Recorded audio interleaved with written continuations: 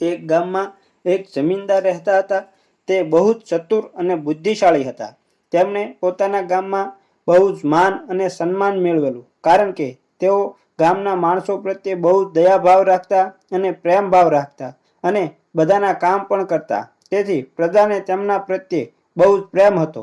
આ જમીનદારને 3 દીકરા હતા અને હવે જમીનદારની ઉંમર થઈ ગઈ હતી અને તેઓ મરવા પડ્યા હતા. ત્યારે તેમની પાસે 19 ઘોડા હતા. તેમને વસિયતનામું લખી આપ્યું કે આ 19 ઘોડાનો અડધો ભાગ મોટા દીકરાને આપવાનો, ચોથો ભાગ વચેટ દીકરાને આપવાનો અને 5મો ભાગ નાના દીકરાને આપવાનો. આવું લખી આપ્યું અને જમીનદાર દેવલોક સીધાવી ગયા.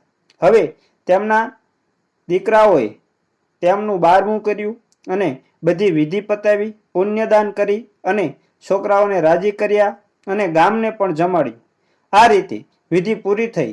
તેઓ આ 19 ઘોડાના ભાગ પાડવા લાગ્યા, પરંતુ ભાગલા કઈ રીતે પાડવા? ભાગ તો પડે તેવા હતા નહીં, કારણ કે 19ના અડધા કેમ કરવા અને ચોથો ભાગ કેમ દેવો, 5મો ભાગ કેમ દેવો? તેઓ બહુ દુવિધામાં પડી ગયા. તેઓ વિચારવા લાગ્યા કે હવે શું કરવું. એટલે તેઓએ ગામમાંથી કોઈ ચતુર માણસ, હોશિયાર માણસને બોલાવી લાવ્યા, પરંતુ તેમની બુદ્ધિ પણ ન ચાલી અને તેઓ થાકી ગયા. તેમને એમ થયું કે હવે આપણે આપણા રાજ દરબારમાં જવું જોઈએ. એટલે ત્રણેય ભાઈઓ આ 19 ઘોડાઓ લઈ અને રાજ દરબારમાં ગયા અને રાજાને બધી વાત કહી કે અમારા પિતાએ આ રીતે ભાગલા પાડવાનું કહ્યું છે, તો અમારે કઈ રીતે ભાગલા પાડવા? એટલે રાજા વિચારમાં પડી ગયા.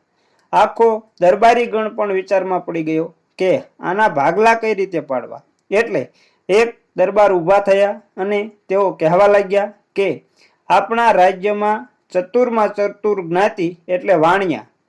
કોઈ હોશિયાર વાણિયાભાઈને બોલાવી લાવો તો એ આના ભાગલા પાડી દે. જો કોઈને ધ્યાનમાં હોય તો એમને તેડવા મોકલો. એટલે એક દરબારમાંથી એક દરબારે કીધું કે હા, મારા શહેરમાં એવા ચતુર વાણિયાભાઈ છે, કારણ કે મેં એમને આવા ઘણા પ્રશ્નો ઉકેલતા જોયા છે, ઘણા કોયડા ઉકેલતા જોયા છે, ઘણા એના ડખા પતાવતા જોયેલા છે. એટલે આપણે તેમને બોલાવીએ, એટલે તે જરૂર આનો ફેંસલો કરી આપશે. એટલે તે વાણિયાને બોલાવવામાં આવ્યા.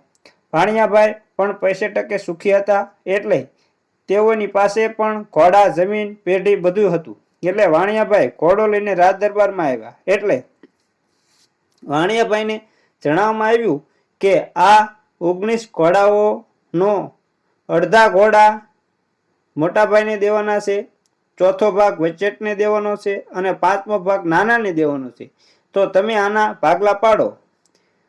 વાણિયાભાઈએ કહ્યું, રાજા, આ મારો ઘોડો છે, એ પણ તમારા રાજનો જ ઘોડો કહેવાય, કારણ કે અમે તમારી રૈયત કહેવાય. એટલે જો તમે કહેતા હોય તો આ 19 ઘોડાઓમાં મારો આ ઘોડો બાંધી દો. રાજાએ વાણિયાભાઈને હા કહી.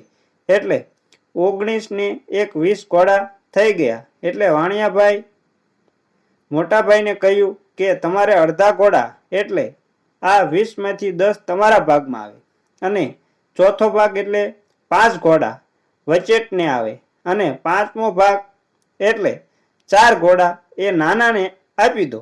આ રીતે ભાગ પાડી દીધા અને એક ઘોડો વધ્યો. તો રાજાને કહ્યું કે તમે કહેતા હોય તો આ ઘોડો હું લઈ લઉં.